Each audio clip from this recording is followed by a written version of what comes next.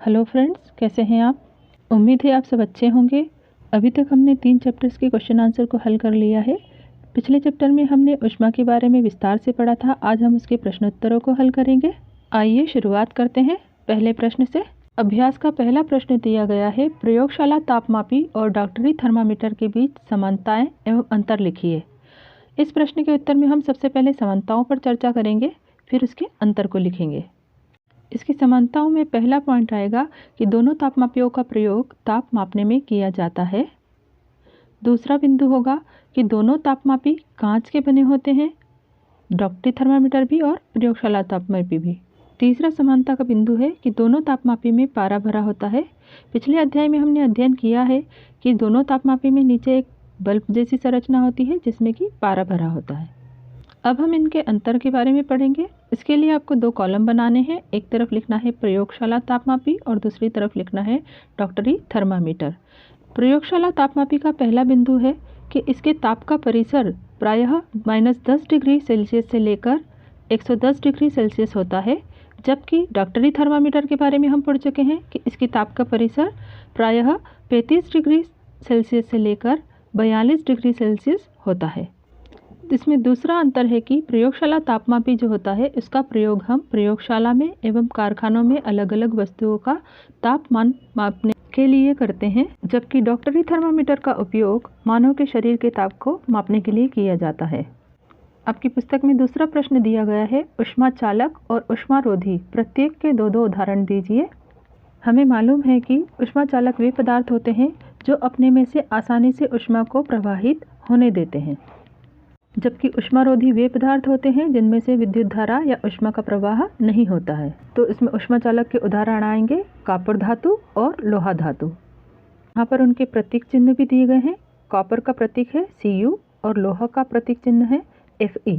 ऊष्मारोधी पदार्थ के 2 उदाहरण हैं प्लास्टिक और लकड़ी, क्योंकि इनमें से ऊष्मा का प्रवाह नहीं होता है। प्रश्न क्रमांक 3 दिया गया है, रिक्त स्थानों की पूर्ति कीजिए, जिसमें पहला रिक्त स्थान है, कोई वस्तु कितनी गर्म है इसकी जानकारी के द्वारा प्राप्त होती है। तो यहाँ रिक्त स्थान में हम शब्द भरेंगे ताप द्वारा प्राप्त होती है। दूसरा रिक्त स्थान है, उबलते हुए पानी का ताप रिक्त स्थान तापमापी से मापा नहीं जा सकता। तो इसका उत्तर होगा कि डॉक्टरी तापमापी से इसका मापन नहीं किया जा सकता, क्योंकि इसकी जो रेंज है वो 35 डिग्री से लेकर 42 डिग्री सेल्सियस तक की है, जबकि हम जानते हैं कि पानी 100 डिग्री सेल्सियस ताप पर उबलता है। अतः इसके मापन के लिए हम प्रयोगशाला तापमापी का उपयोग करेंगे। तीसरा रिक्त स्थान है, ताप को डिग्री रिक्त स्थान में मापते हैं। तो यहाँ पर उत्तर आएगा कि हम ताप की डिग्री क्या लेंगे, सेल्सियस। चौथा रिक्त स्थान है, बिना किसी माध्यम द्वारा ऊष्मा स्थानांतरण के प्रक्रम को रिक्त स्थान कहते हैं। तो इसका उत्तर होगा विकिरण, क्योंकि विकिरण बिना किसी माध्यम के ऊष्मा का स्थानांतरण करता है, इसीलिए सूर्य का प्रकाश इतनी अधिक दूरी होने के बावजूद बिना किसी माध्यम के हम तक पहुंच जाता है। अगला रिक्त स्थान है, स्टील की एक ठंडी चम्मच गर्म दूध के प्याले में रखी गई है। यह अपने दूसरे सिरे तक ऊष्मा का स्थानांतरण रिक्त स्थान प्रक्रम द्वारा करेगी। दोस्तों, पिछले अध्याय में हमने पढ़ा था कि ऊष्मा का स्थानांतरण 3 प्रकार से होता है। पहला है चालन, दूसरा है संवहन और तीसरा है विकिरण। जब किसी ठोस पदार्थ में ऊष्मा का स्थानांतरण होता है तो वह प्रक्रिया चालन कहलाती है। द्रव एवं गैसों में ऊष्मा का स्थानांतरण संवहन के द्वारा होता है। और अभी हमने पढ़ा है कि बिना किसी माध्यम के जब ऊष्मा स्थानांतरित होती है तो वह विकिरण कहलाती है। अब स्टील का चम्मच एक ठोस पदार्थ है, तो यहाँ पर ऊष्मा का स्थानांतरण का जो प्रक्रम होगा वह क्या कहलाएगा, चालन। अगला रिक्त स्थान, हल्के रंग के वस्त्रों की अपेक्षा रिक्त स्थान के रंग के वस्त्र ऊष्मा का अधिक अवशोषण करते हैं। तो यहाँ पर उत्तर होगा गहरा रंग, क्योंकि गहरे रंग ऊष्मा को अत्यधिक अवशोषित कर लेते हैं। प्रश्न क्रमांक 4 में दिया गया है कि कॉलम ए को कॉलम बी के साथ मिलान करना है। कॉलम ए में दिया गया है थल समीर के बहने का समय, समुद्र समीर बहने का समय, गहरे रंग के कपड़े पसंद करने का समय, हल्के रंग के कपड़े पसंद करने का समय। प्रकार से कॉलम बी में दिया गया है गर्मियाँ, सर्दियाँ, दिन और चौथा ऑप्शन है रात। आइए मिलान करते हैं।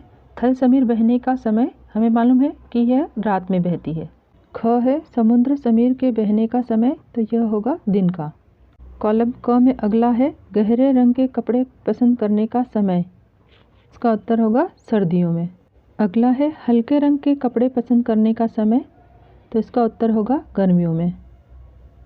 अगले प्रश्न 5 की तरफ बढ़ते हैं, जिसमें 5वां प्रश्न पूछा गया है सर्दियों में मोटा वस्त्र पहनने की तुलना में उसी मोटाई का कई परतों का बना वस्त्र अधिक उष्णता क्यों प्रदान करता है, व्याख्या कीजिए।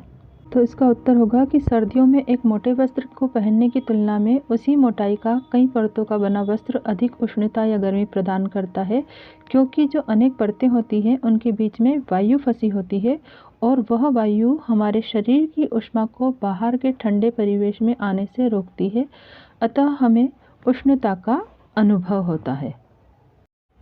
अगला प्रश्न क्रमांक 6 है। चित्र 4.13 को देखिए। अंकित कीजिए कि कहाँ कहाँ चालन, संवहन तथा विकिरण द्वारा ऊष्मा स्थानांतरित हो रही है। दोस्तों, स्थान भरते समय हमने डिस्कस किया था कि चालन, संवहन और विकिरण क्या होता है। उसी के आधार पर हम इस प्रश्न का उत्तर यहाँ पर निर्धारित करेंगे। जैसा कि हमें मालूम है, जो ठोस पदार्थ होते हैं उनमें चालन की प्रक्रिया होती है, द्रव एवं गैस में संवहन होता है और विकिरण के लिए कोई भी माध्यम आवश्यक नहीं होता है। तो आइए देखते हैं कि यहाँ पर जो बर्नर है, इससे जो ऊष्मा जा रही है वो रेडिएशन या विकिरण होगी, क्योंकि यहाँ कोई भी माध्यम आवश्यक नहीं है। तिपाही पर जो बर्तन रखा हुआ है वो ठोस धातु का बना हुआ है, अतः यहाँ पर ऊष्मा का चालन होगा। इस पात्र में पानी भरा हुआ है और हमें पता है कि द्रव एवं गैसों में ऊष्मा का स्थानांतरण संवहन के द्वारा होता है, जिसे कन्वेक्शन भी कहा जाता है। प्रश्न क्रमांक 7। गर्म जलवायु के स्थानों पर यह परामर्श दिया जाता है कि घरों की बाहरी दीवारों पर सफ़ेद पेंट किया जाए, व्याख्या कीजिए। इसका उत्तर हम लिखेंगे कि जो गर्म जलवायु वाले स्थान होते हैं वहाँ पर बाहरी दीवारों पर सफ़ेद रंग का पेंट करने के लिए परामर्श दिया जाता है, क्योंकि जो सफ़ेद रंग होता है वह अन्य रंगों की तुलना में ऊष्मा को कम अवशोषित करता है, जिससे वहाँ की दीवारें क्या होती हैं, ज़्यादा गर्म नहीं होती हैं, अतः घर के अंदर के तापमान में वृद्धि नहीं होती है।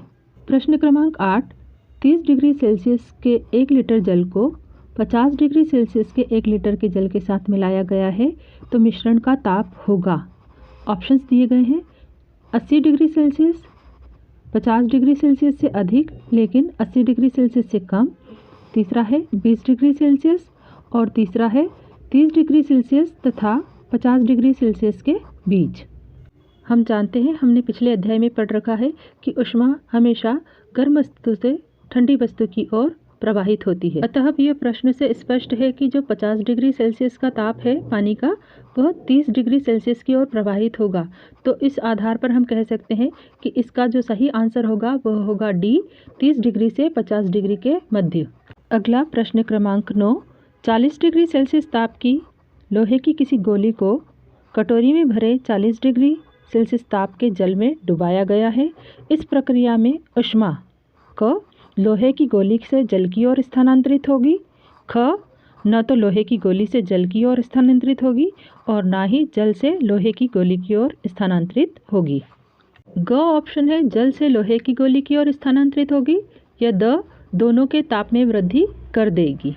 अब प्रश्न के अनुसार हमें पता है कि लोहे की गोली का ताप भी 40 डिग्री सेल्सियस है और जल का ताप भी 40 डिग्री सेल्सियस है, और चूंकि दोनों का ताप समान है अतः इसमें न तो लोहे की गोली से जल की ओर और ना ही जल से लोहे की गोली की ओर ऊष्मा स्थानांतरित होगी। प्रश्न क्रमांक 10।